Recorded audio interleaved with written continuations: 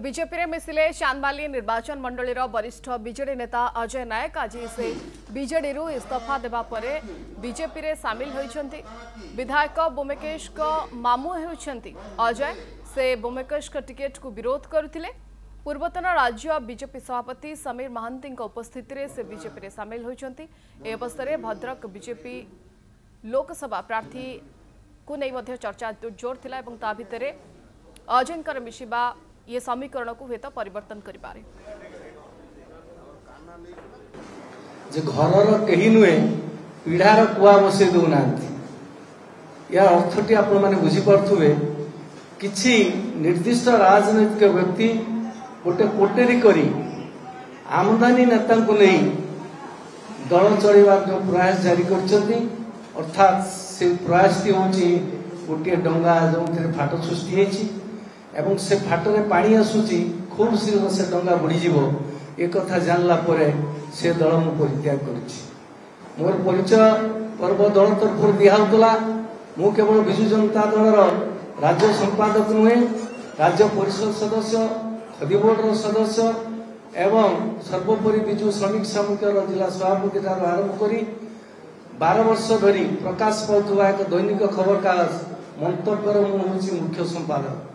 तेणु आज दिन में मते भारतीय जनता पार्टी सदस्यता पद देइथिबारु मु समस्त नेतृवृंद विशेष कर राज्य सभापति मनमोहन सामल एवं अन्य नेतृमंडली एवं विकसित भारत जे सब बेले स्वप्न देखुछथि एवं कार्य करछन से अन्य के नुहति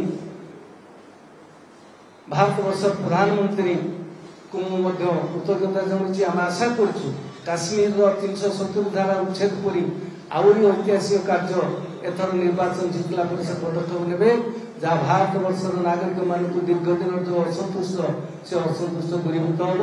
अजय नायक भद्रक केवल नुहे समग्र राज्य में विजु जनता दल संगठन में एक चिर परिचित नाम।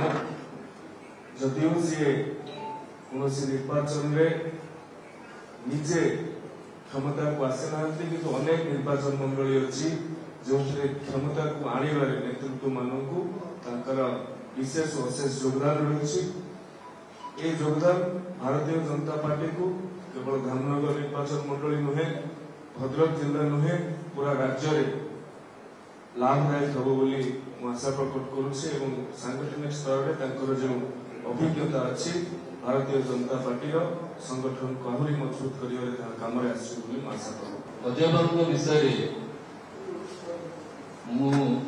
कहवा हुए तो छोट मोहर बड़ कथा से मो पिता सहित दीर्घ दिन धरी कम कर परिवार सहित आम दीर्घ दिन संपर्क एवं सांगठनिक दक्षता आम समस्ते जानी विशेषकर भद्रक जिले में एवं आज भारतीय जनता पार्टी योगदान जहाँ सान भाई सुरेश कहते निश्चित भाव में भारतीय जनता पार्टी को धामनगर एवं भद्रक और समग्र ओडिशा रे शक्ति जोगेब। आगामी दिन में जो निर्वाचन आसूची योगदान निर्वाचन परिप्रेक्षी में अत्यंत गुरुत्वपूर्ण। आम जो लक्ष्य नहीं मोदी जी लक्ष्य नहीं विकसित भारत संकल्प और मोदी ग्यारंटी को साधारण में पहुंचाई चेष्टा कर अजय बाबू को योगदान निश्चित भाव में एक गुरुत्वपूर्ण भूमिका मोर विश्वास अच्छी।